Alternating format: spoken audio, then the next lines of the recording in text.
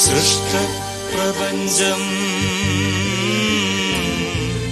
ദൈവമഹത്വം നിറയും അടയാളം, നിറയും അടയാളം.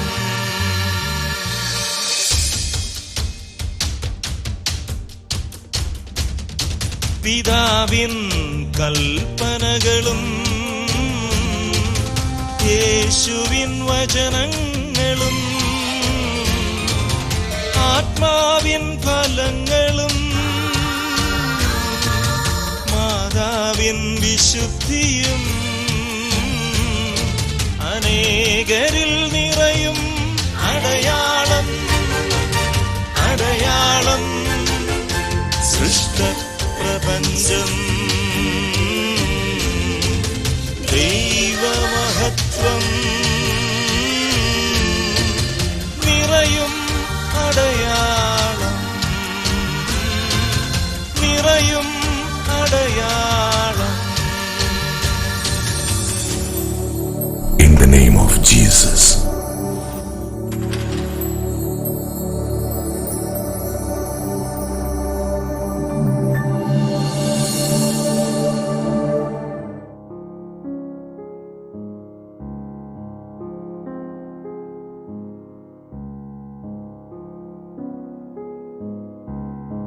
സൃഷ്ടപ്രപഞ്ചം മുഴുവൻ ദൈവമക്കളുടെ വെളിപ്പെടുത്തലിനു വേണ്ടി ആകാംക്ഷയോടെ കാത്തിരിക്കുന്നു എന്ന ദൈവവചനം. റോമാക്കാർക്ക് എഴുതിയ ലേഖനം 8-ാമത്തെ അധ്യായം 19-ാമത്തെ തിരുവചനം. ഒരുപക്ഷെ in the name of Jesus എന്ന ഈ വിഷ്വൽ മീഡിയ പ്രോഗ്രാമിൻ്റെ ആപ്തവാക്യം അതാണ്. ഈ ശുശ്രൂഷയിലൂടെ ധാരാളം പേർക്ക് ദൈവ മഹത്വത്തിൻ്റെ വെളിപ്പെടുത്തലിനെ കാരണമായിട്ടുണ്ട്. ആ ശുശ്രൂഷയെ ദൈവം വഴി നടത്തുന്നതിനെക്കുറിച്ച് നന്ദി പറയുന്നു. ആ ശുശ്രൂഷയെ കരം കൊടുത്ത് കരുത്തു പകർന്ന് നമുക്ക് ദൈവമഹത്വത്തിൻ്റെ വെളിപ്പെടുത്തലിന് വേണ്ടി കാത്തിരിക്കാൻ ഇടയാകട്ടെ. ദൈവം നിങ്ങളെ അനുഗ്രഹിക്കട്ടെ.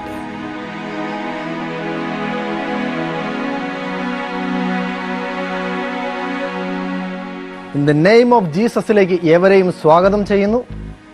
പരിശുദ്ധാത്മാവിൻ്റെ വരങ്ങളെക്കുറിച്ച് ആധികാരികമായി പഠനങ്ങൾ നടത്തിയിട്ടുള്ള ജോസ് കാപ്പിൽ ബ്രദറാണ് ഇന്നത്തെ നമ്മുടെ അതിഥി.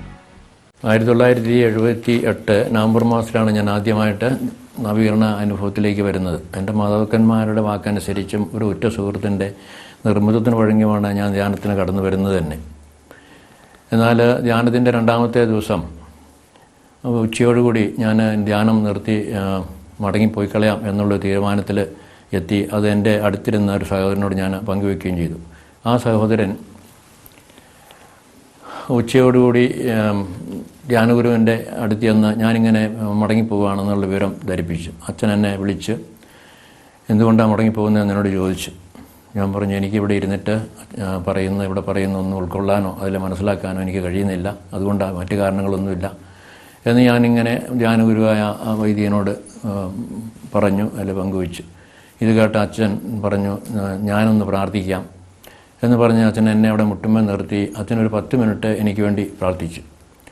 പ്രാർത്ഥന കഴിഞ്ഞിട്ട് അച്ഛൻ എന്നോട് പറഞ്ഞത്, നീ ഇനി ഉച്ച കഴിഞ്ഞത്തെ സെക്ഷന് വരുമ്പോൾ നീ പോയിരുന്ന് നോക്ക്, നിനക്ക് മനസ്സിലാകുന്നുണ്ടെങ്കിൽ ഇരുന്നാൽ മതി, അല്ലെങ്കിൽ നീ പൊക്കോ എന്ന് പറഞ്ഞ് എന്നെ വിട്ടു.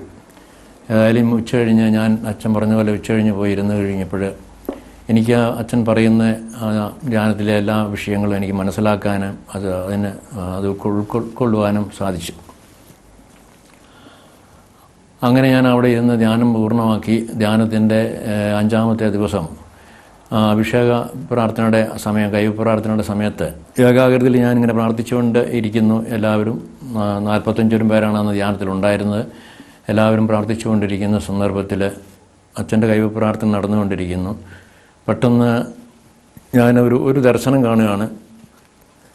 ആ ദർശനത്തിൻ്റെ അടിസ്ഥാനത്തിൽ അതിൻ്റെ വ്യാഖ്യാനം ഞാനൊരു തന്നെ പറഞ്ഞു, അന്ധകാരമായിരുന്ന നിൻ്റെ മനസ്സിലേക്ക്, നിൻ്റെ ആത്മാവിലേക്ക് പരിശുദ്ധാത്മാവ് പ്രകാശമായിട്ട് കടന്നു വരുന്നതാണ് ഇതിൻ്റെ വ്യാഖ്യാനം എന്ന് ഞാനൊരു അച്ഛൻ പറഞ്ഞു.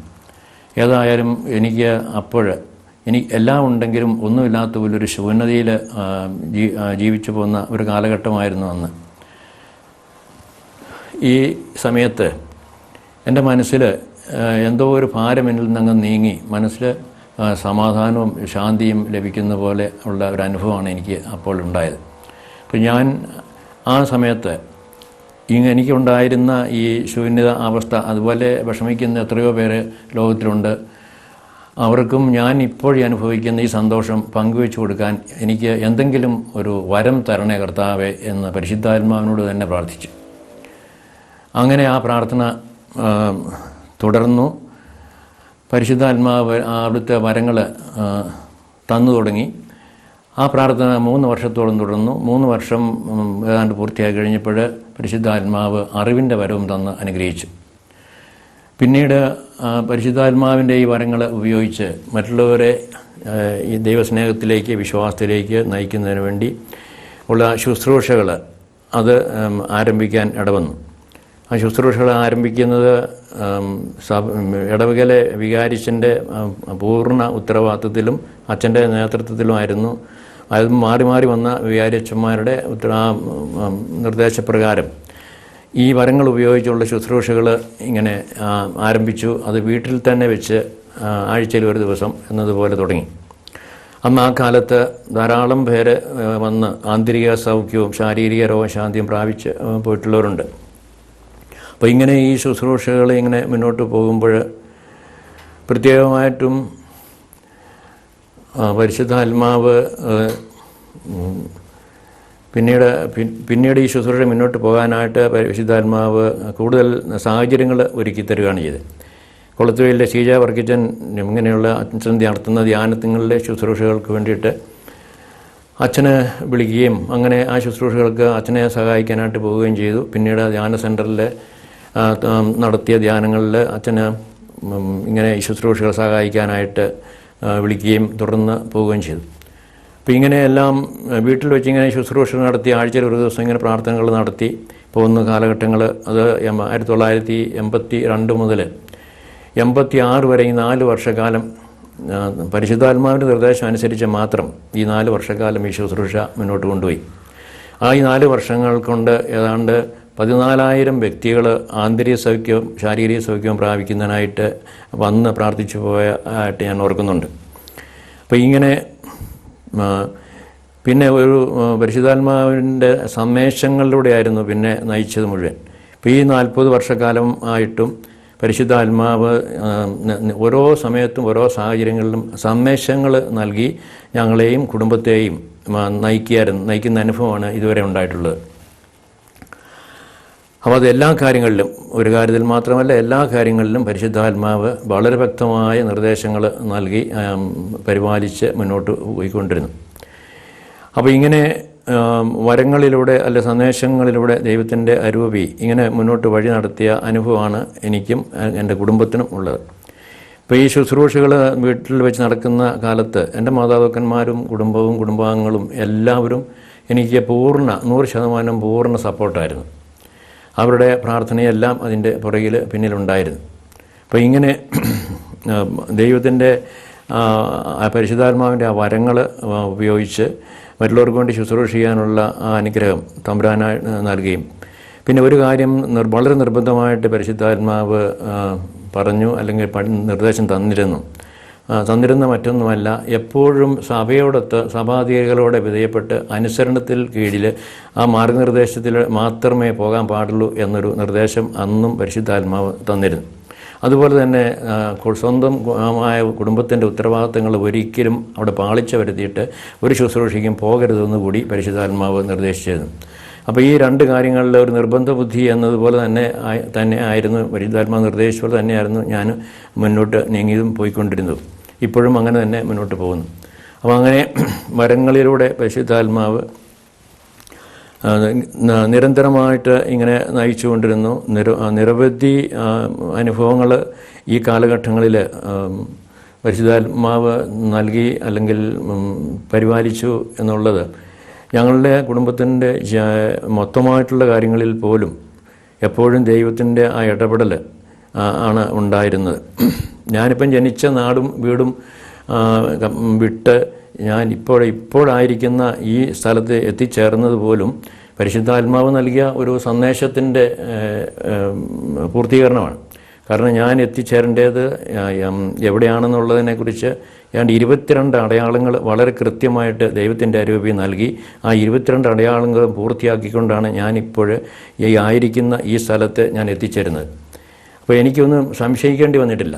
അവിടെ എല്ലാം കർത്താവിൻ്റെ രൂപി വളരെ കൃത്യവും വ്യക്തമായി സന്ദേശങ്ങളിലൂടെ നയിക്കുകയായിരുന്നു. ഇപ്പോൾ ആത്മീയ ശുശ്രൂഷകളെന്ന് പറയുമ്പോൾ പ്രധാനമായിട്ടും എനിക്കിപ്പോൾ തന്നിരിക്കുന്ന ആത്മാവിൻ്റെ നിർദ്ദേശമനുസരിച്ച് ഇപ്പോൾ ഞാൻ ചെയ്യുന്നത് മധ്യസ്ഥ പ്രാർത്ഥന ശുശ്രൂഷയാണ്. വളരെ അധികം ദൈവാനുഭവങ്ങൾ ആ മധ്യസ്ഥ പ്രാർത്ഥനയിലൂടെ ലഭിക്കുന്നതായിട്ട് അനുഭവപ്പെടുന്നുണ്ട്. അത് പലരും ഇങ്ങനെ സാക്ഷ്യപ്പെടുത്തുന്നതായിട്ടുണ്ട്. അതുപോലെ തന്നെ വിശുദ്ധരോടുള്ള മധ്യസ്ഥത്തിലേക്ക് വരുന്നത് തന്നെ പരിശുദ്ധാത്മാവ് ഇങ്ങനെ വളരെ വ്യക്തമായിട്ടും കൃത്യമായിട്ടും വെളിപ്പെടുത്തി, ആ വെളിപ്പെടുത്തലും പ്രകാരമാണ് വിശുദ്ധരോടുള്ള ഭക്തിയിലേക്കും മധ്യസ്ഥത്തിലേക്കും ഞാൻ വരുന്നത് തന്നെ. അങ്ങനെ പല ദൈവാനുഭവങ്ങളും ഉണ്ടായിട്ടുണ്ട്.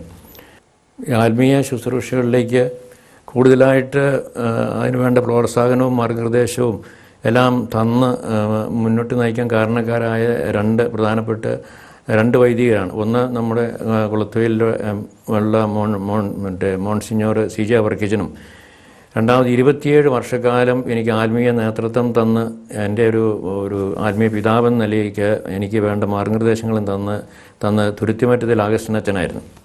ഈ 2 വൈദികരിലൂടെയാണ് എനിക്ക് ഈ പാളിച്ചകൾ കൂടാതെ മുന്നോട്ട് പോകാനായിട്ട് സാധിച്ചത്. കാരണം അവരിലൂടെ എന്തെങ്കിലും തെറ്റുകളോ കുറ്റങ്ങളോ പാളിച്ചകളോ ഒക്കെ വരുന്നുണ്ടെങ്കിൽ അവരിലൂടെ അത് തിരുത്തുന്ന അല്ലെങ്കിൽ തിരുത്തിത്തരുന്ന, സ്നേഹത്തോടുകൂടി തിരുത്തിത്തരുന്ന അനുഭവങ്ങൾ ധാരാളം ഉണ്ടായിട്ടുണ്ട്. ഈ വരങ്ങൾ ഇത് വരമാണ്, ഇത് പരിശുദ്ധാത്മാവിൻ്റെ വരമാണ് എന്ന് ആദ്യം തന്നെ അറിവിൻ്റെ വരം കിട്ടിക്കഴിഞ്ഞപ്പോൾ അതിനെക്കുറിച്ച് ഒത്തിരി ആശങ്കയും ഒത്തിരി സംശയമൊക്കെ ഉണ്ടായിരുന്നപ്പോൾ പോലും തുരുത്തിമറ്റത്തിൽ അഗസ്റ്റിനച്ഛനാണ് ഇത് അറിവിൻ്റെ വരമാണ് എന്ന് പറഞ്ഞ് മനസ്സിലാക്കി തന്നത്. പിന്നീട് അച്ഛന് ഇതിനൊരു പരിശീലനം തരാൻ എന്ന നിലയ്ക്ക് 3 വർഷക്കാലം അച്ഛൻ്റെ ഇടവകയിലേക്ക് മറ്റുള്ളവർക്ക് വേണ്ടി പ്രാർത്ഥിക്കാനായിട്ട് അച്ഛന് ആഴ്ചയിൽ ഒരു വെള്ളിയാഴ്ച ദിവസം വിളിക്കുമായിരുന്നു. അങ്ങനെ പോയി ഇരുന്ന് പ്രാർത്ഥിക്കുമ്പോൾ അച്ഛൻ്റെ വിവേചനപരം ഉപയോഗിച്ച് വേണ്ട മാർഗനിർദ്ദേശങ്ങളും തിരുത്തലുകളും തന്നാണ് മുന്നോട്ട് പോയത്. അതുകൊണ്ട് വലിയ പാളിച്ചകളൊന്നും സംഭവിക്കാതെ മുന്നോട്ട് പോകാൻ ഇടയായി.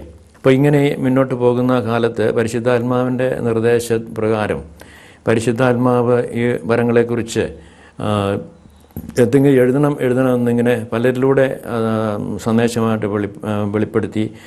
അങ്ങനെ സന്ദേശത്തിൻ്റെ അടിസ്ഥാനത്തിൽ അനുസരണത്തിൻ്റെ പേരിൽ വരങ്ങളെക്കുറിച്ച് എന്തെങ്കിലും ഇങ്ങനെ എഴുതണം എന്നോർത്ത് അങ്ങനെ അതിനുവേണ്ടി പ്രാർത്ഥിച്ചു. ആ പ്രാർത്ഥനയുടെ ഫലമായിട്ട് പരിശുദ്ധാത്മാവിൻ്റെ വരങ്ങളെക്കുറിച്ച് അല്ലെങ്കിൽ വരങ്ങൾ പ്രായോഗിക ജീവിതത്തിൽ എന്ന് പറഞ്ഞ് ഒരു ചെറിയ പുസ്തകം എഴുതാനായിട്ടും ഒക്കെ അന്ന് സാധിച്ചിട്ടുണ്ട്. പിന്നീട് വർഷങ്ങൾ കഴിഞ്ഞപ്പോൾ വീണ്ടും ഇങ്ങനെ എഴുതാൻ വേണ്ടി പരിശുദ്ധാത്മാവ് മറ്റ് പലരിലൂടെയും വെളിപ്പെടുത്തിയതും പ്രകാരം ആ 2ാമത് വട്ടതും എഴുതിയാണ് പിന്നീട് ദൈവസ്വരം കാതോർക്കുമ്പോൾ എന്ന മറ്റൊരു പുസ്തകം. അപ്പോൾ ഇങ്ങനെ ആത്മാവ് വഴി നടത്തുന്ന നിങ്ങൾ ദൈവത്തിൻ്റെ രാജ്യം അവൻ്റെ നീതി അന്വേഷിക്കുമ്പോൾ ബാക്കിയെല്ലാം കൂട്ടിച്ചേർത്ത് തരപ്പെടും എന്ന ആ ദൈവവചനം ഞങ്ങളുടെ ജീവിതത്തെ സംബന്ധിച്ച് അത് അക്ഷരാർത്ഥത്തിൽ അത് പൂർണ്ണമാണ് എന്ന് വേണേൽ പറയാം.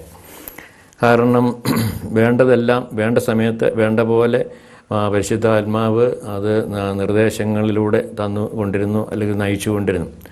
തിരുത്തലുകൾ കിട്ടേണ്ടടുത്ത് തിരുത്തലുകൾ, മാർഗനിർദ്ദേശം കിട്ടേണ്ടത് മാർഗനിർദ്ദേശം, പ്രോത്സാഹനം കിട്ടേണ്ടടുത്ത് പ്രോത്സാഹനം, അങ്ങനെ വിവിധ രീതികളിൽ ആത്മാവ് നയിച്ചുകൊണ്ടിരുന്നു എന്നുള്ളതാണ്. ഞാൻ മധ്യസ്ഥ പ്രാർത്ഥനയെക്കുറിച്ച് പറഞ്ഞല്ലോ. ഈ മധ്യസ്ഥ പ്രാർത്ഥന അത് ധാരാളം, അതായത് ഒരേ സമയത്ത് ഒരു വ്യക്തിക്ക് ഇരട്ട അനുഗ്രഹങ്ങൾ ലഭിക്കുന്ന ഒരു വഴി മധ്യസ്ഥ പ്രാർത്ഥനയാണ് എന്ന് നാളുകൾ ഇതുവരെയുള്ള എൻ്റെ അനുഭവം കൊണ്ട് എനിക്ക് മനസ്സിലാക്കാൻ കഴിഞ്ഞിട്ടുണ്ട്. പ്രാർത്ഥിക്കുന്ന വ്യക്തിക്കും പ്രാർത്ഥന സ്വീകരിക്കുന്ന വ്യക്തിക്കും ഒരേ സമയത്ത് ദൈവം അനുഗ്രഹങ്ങൾ നൽകുന്നു.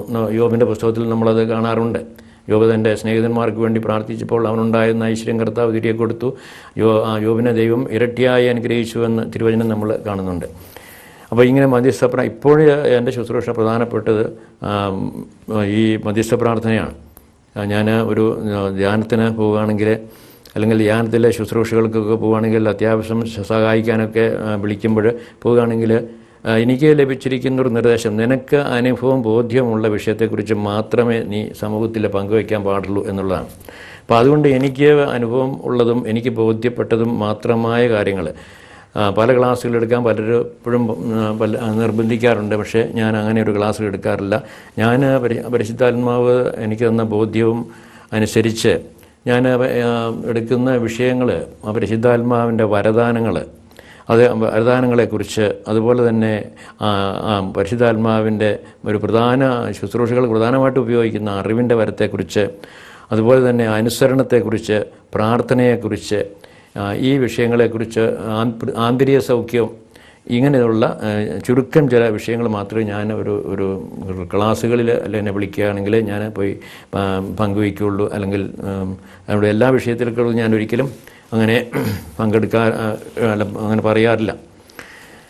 അപ്പോൾ ഇങ്ങനെയെല്ലാം തമ്പുരാൻ പരിശുദ്ധാത്മാവ് നയിക്കുന്ന വഴികളിലൂടെ ഇപ്പം ഇത്രയും ഈ 40 വർഷത്തിന് ഇടയിൽ എനിക്ക് എൻ്റെ ഓർമ്മയിൽ ദൈവത്തിൻ്റെ അരൂപി മുൻകൂട്ടി അല്ലെങ്കിൽ സന്ദേശങ്ങളിലൂടെ നിർദ്ദേശിച്ച സ്ഥലത്ത് മാത്രമേ ഞാൻ പോയിട്ടുള്ളൂ എന്നുള്ളതാണ്.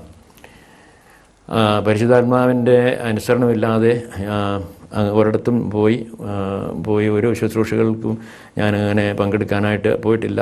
അത് എപ്പോഴും അനുസരണം. അപ്പം പ്രധാനമായിട്ടും എൻ്റെ ജീവിതത്തിൽ ഈ നവീകരണാനുഭവത്തിലേക്ക് വന്ന് ആ നിമിഷം മുതൽ അനുസരണത്തെ ഞാൻ അങ്ങനെ വിലമതിച്ചിരുന്ന ഒരു വ്യക്തിയായിരുന്നില്ല.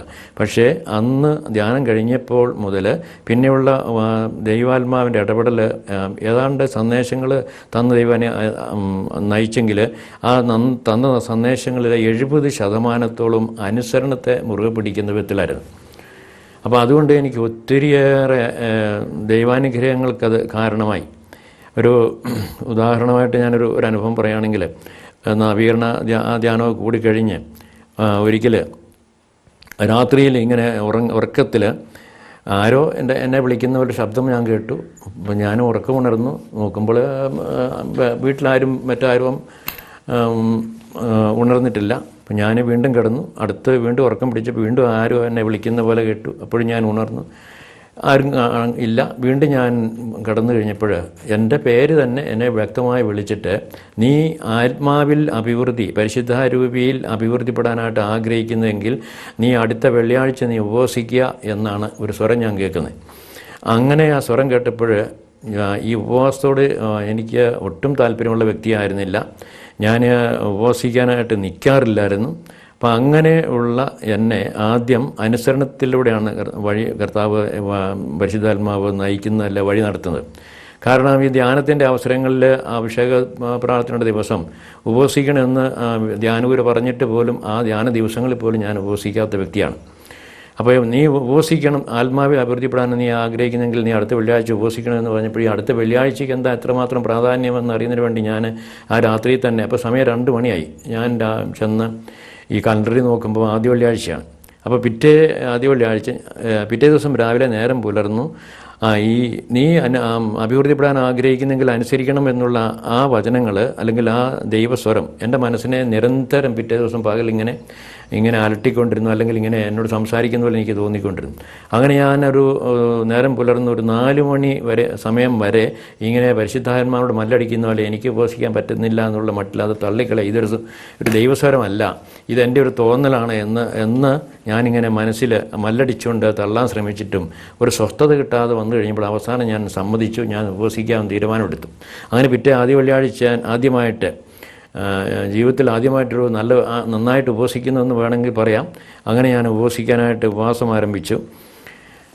അങ്ങനെ ആ ഉപവാസം പൂർത്തിയാക്കി. രാവിലെ തലേദിവസം വൈകുന്നേരം മുതൽ പിറ്റേ ദിവസം വൈകുന്നേരം വരെയുള്ള അത്രയും സമയത്ത് ഉപവാസം ഞാൻ പൂർത്തിയാക്കി. വൈകുന്നേരം 6 മണി ആയപ്പോൾ ഉപവാസം നിർത്തി കഴിഞ്ഞ് ഒരു 10 മിനിറ്റ് ഒന്ന് പ്രാർത്ഥിക്കാം എന്ന് വിചാരിച്ച് പോയിരുന്നു. ഞാൻ 10 മിനിറ്റ് പ്രാർത്ഥിക്കാനായിട്ട് വ്യക്തിപരമായിട്ട് പ്രാർത്ഥിക്കാനായിട്ട് പോയിരുന്നു.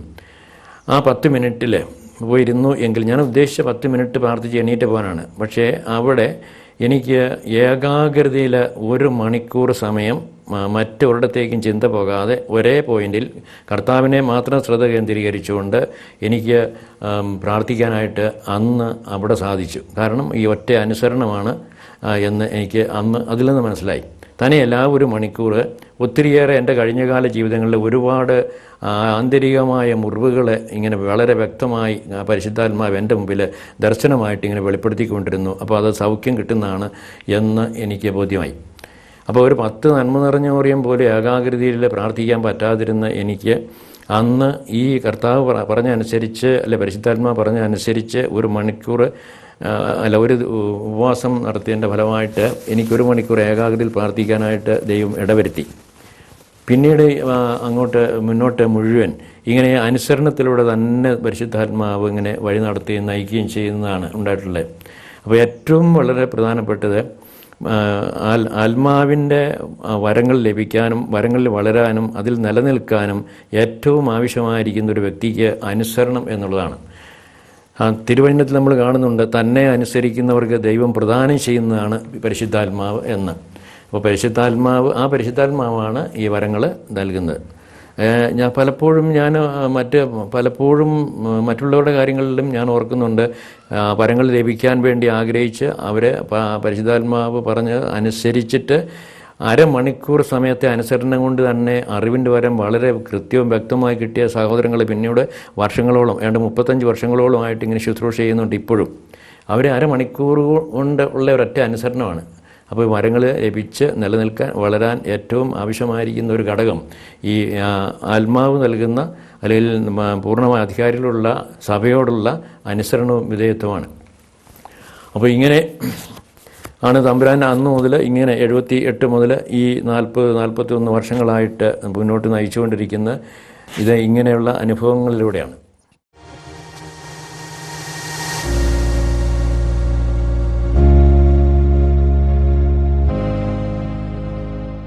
നിങ്ങൾ ദൈവത്തോട് ചേർന്ന് നിൽക്കുവിൻ, അവിടുന്ന് നിങ്ങളോടും ചേർന്ന് നിൽക്കുമെന്ന് പഴയ നിയമത്തിൻ്റെ കൃപയുള്ള വാഗ്ദാനം ഇന്ന് ഞങ്ങൾക്ക് മുൻപിൽ വെളിപ്പെടുന്ന നല്ല നിമിഷങ്ങളെ ഓർത്ത് നന്ദി പറഞ്ഞ് പ്രാർത്ഥിക്കുന്നു. കർത്താവായ ദൈവമേ, നിന്നോട് ചേർന്ന് നിൽക്കുന്നവർക്ക് ലഭിക്കുന്ന എല്ലാ ദൈവീക അനുഗ്രഹങ്ങളാലും ഈ ആരാധനയിൽ പങ്കെടുക്കുന്ന ഞങ്ങളെ നിറയ്ക്കണമേ എന്ന് പ്രാർത്ഥിച്ചുകൊണ്ട് അങ്ങേ ഞങ്ങൾ ആരാധിക്കുന്നു. ഈ സമയത്ത് നിന്നോട് ചേർന്ന് നിൽക്കുന്നവർക്ക് നൽകുന്ന എല്ലാ അനുഗ്രഹങ്ങൾക്കും രണ്ടാമത് നിന്റെ ഓവർഫ്ലോയിങ് എക്സ്പീരിയൻസ് ഞങ്ങൾ അറിയുന്നത് എല്ലാം നഷ്ടപ്പെട്ട് ഒരു പൊടിമീൻ പോലും കിട്ടാതെ നിൽക്കുന്ന ഒരു സമൂഹത്തിൻ്റെ മധ്യത്തിലേക്ക് ഈശോയെ നീ കടന്നു വന്നപ്പോൾ നിന്റെ കൃപകൾ കൊണ്ട് അവരെ നിറച്ചതിന് ഞങ്ങൾ നന്ദി പറഞ്ഞ് പ്രാർത്ഥിക്കുന്നു.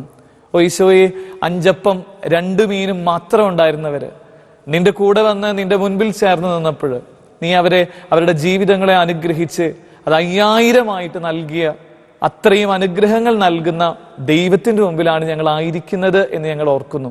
കർത്താവായ ഈശോയെ, ഞങ്ങൾ അങ്ങേക്ക് നന്ദി പറയുന്നു. ഈ സമയത്ത് അങ്ങ് ഞങ്ങളുടെ കൂടെ വന്നതിന്, നിന്റെ കാരുണ്യം കൊണ്ട് ഞങ്ങളെ നിറയ്ക്കുന്നതിന് ഞങ്ങൾ നന്ദി പറഞ്ഞ് പ്രാർത്ഥിക്കുന്നു. കർത്താവായ ഈശോയെ, ഈ ആരാധനയുടെ സമയത്ത് ഞങ്ങൾ ഓരോരുത്തരെയും അങ്ങയുടെ കൂടെ പ്രാർത്ഥിച്ചുകൊണ്ടിരിക്കുന്ന എല്ലാ മക്കളെയും സമർപ്പിച്ച് പ്രാർത്ഥിക്കുന്നു. ഈ സമയത്ത് ഞങ്ങളുടെ കൂടെ ആയിരിക്കുന്ന ജോസ് കാപ്പിൽ ബ്രദറെ സമർപ്പിച്ച് പ്രാർത്ഥിക്കുന്നു. ബ്രദറിന്റെ എല്ലാ ശുശ്രൂഷകളിലേക്കും കർത്താവ് ഇറങ്ങി വന്ന് അനേകർക്ക് കർത്താവ് ഒരു ഉപകരണമാക്കി ഈ സഹോദരനെ തെരഞ്ഞെടുത്തതിന് നന്ദി പറഞ്ഞ് പ്രാർത്ഥിക്കുന്നു. കർത്താവായ യേശു ക്രിസ്തുവിന്റെ കൃപയാൽ ഞങ്ങളെ നിറയ്ക്കണമേ എന്ന് പ്രാർത്ഥിക്കുന്നു. ഞങ്ങൾ ഒന്ന് ചേർന്ന് അങ്ങയെ അസ്തമിക്കാത്ത സ്നേഹം നൽകുന്ന അങ്ങയുടെ വലിയ കാരുണ്യത്തെ ഈ ആരാധനയിൽ ഞങ്ങൾ ഓർക്കുന്നു. അസ്തമിക്കാത്ത സ്നേഹത്തെ ആരാധിക്കാൻ വരുന്നു, അകലാത്ത കാരുണ്യത്തെ ആരാധിക്കാൻ വരുന്നു. ഇപ്പോൾ ഈ ആരാധനയിൽ പങ്കെടുക്കുന്ന ഞങ്ങൾ കണ്ണുകൾ അടച്ച് കരങ്ങൾ കൂപ്പി കണ്ണീരോടുകൂടെ നിൽക്കുന്ന ഞങ്ങളുടെ ജീവിതത്തിൽ ഒരു സന്തോഷവും ഇല്ലാത്ത പോലെ പച്ചവെള്ളം പോലെയുള്ള ജീവിതമായിട്ട് നിൽക്കുക. ഈ ആരാധനയിൽ പങ്കെടുത്ത് ഞങ്ങൾ പ്രാർത്ഥിക്കുമ്പോൾ കർത്താവേ, ഞങ്ങളുടെ ജീവിതത്തിന് ഒരു നിറവും മണവും രുചിയും നൽകി ഞങ്ങളെ അനുഗ്രഹിക്കണമേ എന്ന് പ്രാർത്ഥിച്ചുകൊണ്ട് ഞങ്ങൾ ഒന്ന് ചേർന്ന് അങ്ങേ ഈ സമയത്ത് ആരാധിക്കുന്നു. അസ്തമിക്കാത്ത സ്നേഹത്തെ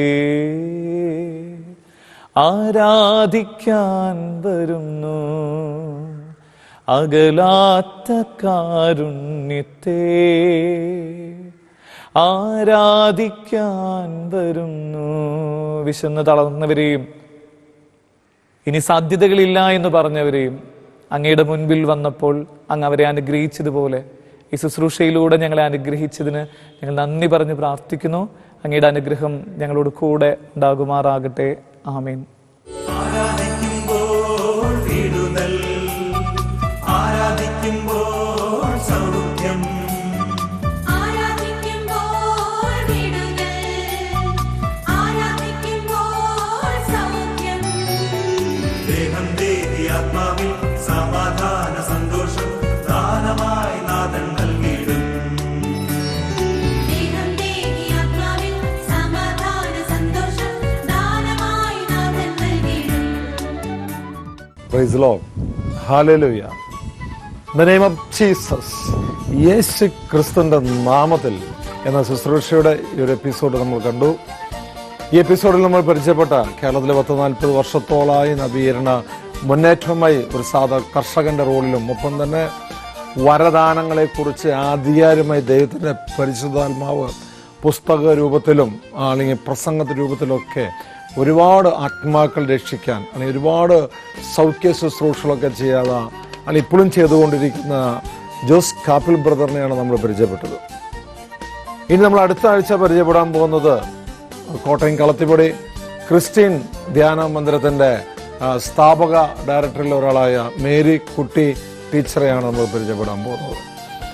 തൻ്റെ നവീകരണ അനുഭവത്തിലേക്ക് കാലുകുത്തിയപ്പോൾ വലിയൊരു കാഴ്ചപ്പാടുമായിട്ടാണ് ടീച്ചർ കടന്നു വന്നത്. ഈ സഭയ്ക്ക് വേണ്ടി എന്തെങ്കിലുമൊക്കെ ഒന്ന് ചെയ്യണതാണ്. ഇന്ന് നമുക്ക് ക്രിസ്ത്യൻ എന്നൊരു വാക്ക് കേട്ടാൽ നമുക്ക് എല്ലാ ക്രൈസ്തവ കുടുംബങ്ങൾക്കറിയാം. നമ്മുടെ കുടുംബത്തിലെ കുട്ടികളെ ധ്യാനങ്ങൾ, ചെറുധ്യാനങ്ങളും വലിയ ധ്യാനങ്ങളൊക്കെ കൊടുത്തുകൊണ്ട് ഇന്ന് കേരളത്തിലും കേരളത്തിൻ്റെ പുറത്തും ലോകത്തിൻ്റെ വ്യത്യസ്ത അതിർത്തികൾ പോയി ഇന്നും ഈ ടീച്ചർ സുവിശേഷം കൊടുത്ത അനേകം കുഞ്ഞുങ്ങൾക്ക് അല്ലെങ്കിൽ യുവാക്കന്മാർക്കൊക്കെ ഒരു മാതൃകയായി മാറിക്കൊണ്ടിരിക്കുന്ന മേരിക്കുട്ടി ടീച്ചറെയാണ് നമ്മൾ അടുത്ത ആഴ്ച പരിചയപ്പെടാൻ പോകുന്നത്. തീർച്ചയായും ഈ ശുശ്രൂഷ നമ്മൾ കാണണം. പ്രത്യേകിച്ച് ക്രിസ്ത്യൻ ഗ്രൂപ്പിന് വേണ്ടി പ്രത്യേകമായി പ്രാർത്ഥിക്കുകയും ചെയ്യണം. നമുക്ക് ഏതെങ്കിലും തരത്തിലുള്ള പ്രാർത്ഥനാ സഹായങ്ങൾക്ക് ആവശ്യമുണ്ടെങ്കിൽ താഴെ കാണുന്ന നമ്പറിലേക്ക് വിളിക്കാൻ മറക്കരുത്. ഒപ്പം തന്നെ നമ്മുടെ ഈ ചാനൽ, പ്രത്യേകിച്ച് ഗുഡ്നസ് ചാനൽ, ഈ പ്രോഗ്രാം വ്യാഴം വെള്ളിയും കാണാൻ സാധിക്കാത്തവർ നമ്മുടെ സ്വന്തം യൂട്യൂബ് ചാനലായ ജെയ്നീസ് മീഡിയ താഴെ എഴുതി കാണിക്കും. ജെയ്നീസ് മീഡിയ നമ്മൾ സബ്സ്ക്രൈബ് ചെയ്യുക. അതിലൂടെ നമുക്ക് ഈ ശുശ്രൂഷയും ഒപ്പം തന്നെ നമ്മുടെ സഭാപരമായ വ്യത്യസ്ത വാർത്തകളൊക്കെ യൂട്യൂബ് ചാനലിലൂടെ നമുക്ക് കാണാൻ സാധിക്കും. അതിനുവേണ്ടി പ്രത്യേകമായി നിങ്ങൾ സബ്സ്ക്രൈബ് ചെയ്യുക. ഒപ്പം തന്നെ നമ്മുടെ ഗ്രൂപ്പിൻ്റെ ധ്യാനം കോട്ടയം ക്രിസ്ത്യനിലെ കളത്തിപ്പടിയിലെ എല്ലാ 2ാം വെള്ളിയാഴ്ചയും തുടങ്ങി ഞായറാഴ്ച അവസാനിക്കുന്ന 48 മണിക്കൂർ ധ്യാനം, യേശു നാമം സൗഖ്യ ധ്യാനം. ഒരുപാട് സൗഖ്യങ്ങൾ അല്ലെങ്കിൽ വിടുതൽ ശുശ്രൂഷകൾ, സ്പിരിച്വൽ ഷെയറിംഗ് ഒക്കെ നടത്തി അത് അവളൊരു പുതിയൊരു സൃഷ്ടിയായി മാറിക്കൊണ്ടിരിക്കുന്ന ഈ ധ്യാനത്തിന് നിങ്ങൾക്ക് പേര് കൊടുക്കാൻ ആഗ്രഹിക്കുന്നവർ താഴെ കാണുന്ന നമ്മളിലേക്ക് വിളിക്കുക. എല്ലാ മാസവും 2ാം വെള്ളിയാഴ്ച ആരംഭിക്കുന്നു. നമ്മൾ അടുത്ത ആഴ്ച കണ്ടുമുട്ടവരെ നമുക്ക് പ്രാർത്ഥിക്കാം. ആമേൻ.